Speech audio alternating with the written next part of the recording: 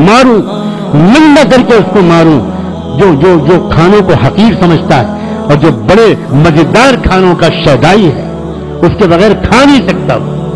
اس کو ہوٹل میں جانا پڑتا ہے کھانا کھانے کے لیے. ہوٹل کا کھانا جانتے ہو کس طرح کا ہے؟ خدا کی قسم، جب تک مجبوری کی ضرورت نہ ہو تب تک ہوٹل کا کھانا کھانا کبھی نیک لوگوں کا مزاج نہیں ہوتا.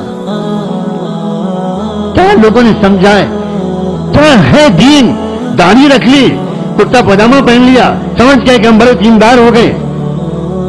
یہ تماشا ہے، تماشا.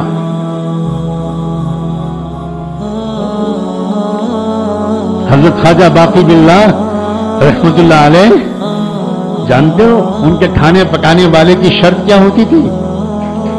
فرمایا کرتے تھے، میں صرف اس شخص سے کھانا پکواتا ہوں جس کا دل ایک لمحے کے لیے اور جس کی زبان ایک لمحے کے لیے اللہ کی یاد سے غافل نہ ہو، کیونکہ اس کے ہاتھ کے پکائے ہوئے کھانے سے دل میں نور اترتا ہے. فرمایا کرتے تھے کہ جس دن میرے پاس ایسا کوئی پکانے والا نہیں ہوتا، میں روزہ رکھتا ہوں اور شام کے وقت میں دودھ سے یا لسی سے افطار کر لیتا ہوں، کوئی پکی ہوئی چیز نہیں کھاتا جب تک کہ ذکر میں ڈوبا ہوا انسان میرا کھانا نہ پکائے. یہ تو مقام ہے ہمارے بزرگوں کا، اور ہم جا رہے ہیں کافروں، مشرکوں، ناپاکوں، جنوبیوں، بدکاروں اور فاسقوں اور فاجروں کے ہاتھ کے کھانا کھا کر، اور وہ بھی فاسٹ فوڈ کھا کر اور جنک فوڈ کھا کر اور چائنیز فوڈ کھا کر، جس میں جیلیٹن ملی ہوئی ہوتی ہے، اور جیلیٹن حرام ہے، اس میں کوئی شک نہیں، کوئی شک نہیں. کوئی چائنیز فوڈ جیلیٹن کے بغیر نہیں بنتا، کوئی جنک فوڈ جیلیٹن کے بغیر نہیں بنتا. ہمارے یہ نوجوان کیوں اپنے آپ پر ظلم کر رہے ہیں؟ یہ خنزیر کھا رہے ہیں، خنزیر. انہیں کچھ خبر نہیں. مزہ آ رہا ہے، مزہ آ رہا ہے. لا حول ولا قوت. ان کو نماز کی توفیق کیوں نہیں ملتی؟ ان کے فجر کی نماز آنکھ کیوں نہیں کھلتی؟ اللہ کہتا ہے فرشتوں سے، سلا دو اس بدماش کو، اس کو میں اپنے سامنے کھڑا ہوا نہیں دیکھنا چاہتا. معجم کبیر طبرانی کی روایت ہے کہ تہجد کے موقع پر اللہ تعالیٰ اپنے کچھ فرشتوں کو بھیجتا ہے کچھ بندوں کے پاس، اس بندے کو جگا دو، اس بندے کو جگا دو، تہجد کا وقت آ گیا، میں اس کو اپنے سامنے کھڑا ہوا دیکھنا چاہتا ہوں. اور کچھ بندوں کے پاس فرشتوں کو بھیجتا ہے، ان کو سنا دو، میں ان کا چہرہ نہیں دیکھنا چاہتا.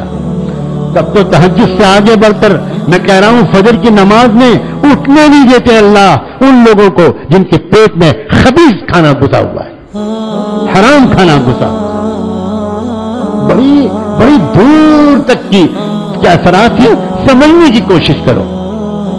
کیوں دنیا میں رواج دیا جا رہا ہے پیپسی کولا کا؟ کیوں دنیا میں رواج دیا جا رہا ہے جنک فوڈ کا؟ کیوں دنیا میں رواج دیا جا رہا ہے میکڈونلڈ کا؟ کیوں دنیا میں رواج دیا جا رہا ہے؟ احمقوں، میں آج میں اپنے لہجے کو سخت ترین بلانا چاہتا ہوں. او بیوقوفوں اور عقل کے دشمنوں، تم پڑھے لکھے سمجھتے اپنے آپ کو؟ تم ایک نیٹ پر جا کر پیپسی کا فارمولہ نہیں پڑھ سکتے؟ تم جا کر میکڈونلڈ پر ریسرچ نہیں کر سکتے؟ میکڈونلڈ میں لندن میں انسانوں کا گوشت پکڑا گیا ہے.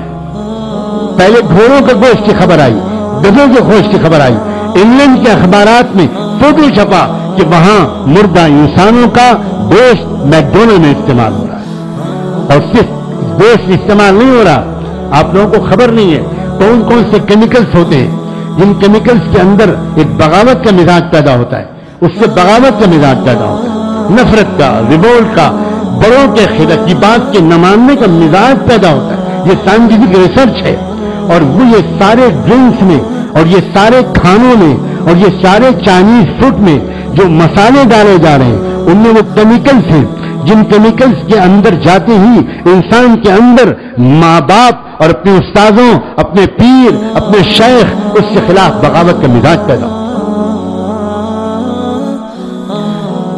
ہمارے مشائخ اور اکابر ریسرچ کر کے تھکے جا رہے ہیں، لیکن یہ امت محمدیہ کے بے عقل نوجوان، یہ بے حس نوجوان سننے پر آمادہ نہیں.